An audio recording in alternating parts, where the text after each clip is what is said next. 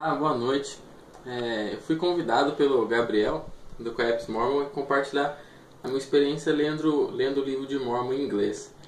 Eu fui chamado para servir na missão Nova York Norte há 4, 5 meses atrás.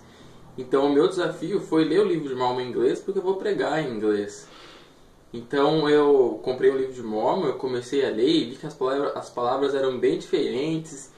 Chegou a ter ser uma dificuldade muito grande para mim no começo, porque realmente era bem diferente do português, né?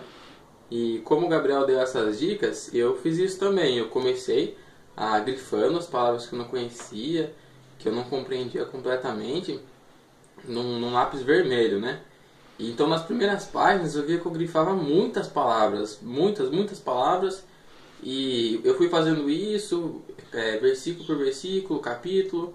E daí eu percebi que quanto mais eu lia, cada capítulo que passava, eu grifava menos palavras, menos palavras. E daí chegou em primeiro NEF 14, já tinha diminuído muito o número de palavras que eu grifava. Por exemplo, de 30 ou 40 por página, passei a grifar 4, 5. E daí em primeiro NEF 14 eu decidi parar de fazer isso, porque estava me dando trabalho em vez de me ajudar. E daí eu continuei lendo, mesmo que eu não compreendia algumas palavras, eu continuei lendo, que pelo contexto você consegue compreender o sentido daquela palavra. E muitas vezes também eu lia em português e em inglês, um lado do outro, para ver o significado daquelas palavras, porque mesmo você traduzindo exatamente a palavra, não se encaixa no contexto exatamente. Então eu ia trabalhando com o contexto dos dois livros.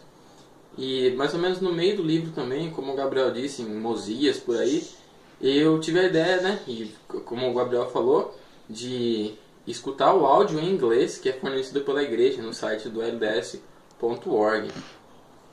E daí eu comecei a escutar os áudios e ler em inglês enquanto eu escutava.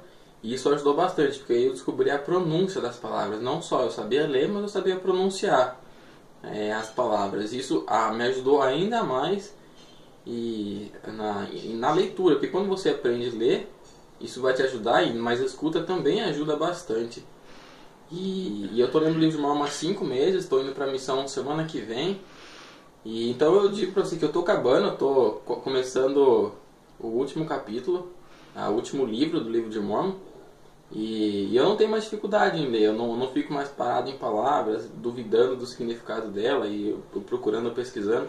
Agora é bem mais fácil, não tem dificuldade. Eu comecei a ler 2 ou 3 páginas por dia no começo, porque era bem pesado psicologicamente, né?